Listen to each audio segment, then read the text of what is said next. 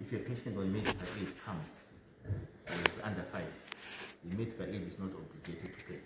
Because they say in government hospitals it's supposed to be free. So these are the things I think which the law needs also to be clear. To say, when we say free, are we saying if you can afford to pay, should you really then at the end of the day pay? Like let's say someone on medical insurance, and so these are the grey areas which we need to track a bit so that we can be able to sustain these services. Because we are aware that if you look at the budgets, what we ask for and what we got, there is a big gap there. Like you rightly said, where is the other money going to come from? So these are the areas now which we now need also ideas from you to say, what the vehicle insurance companies, how can we leverage to get money from there for RTA patients, and maybe that money going to blood and blood products as well.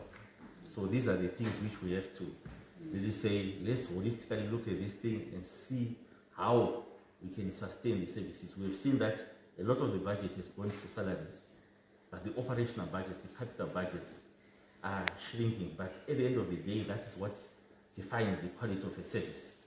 We don't end up having people there but unable to do anything. So these are the areas which we really need your support from. Thank you.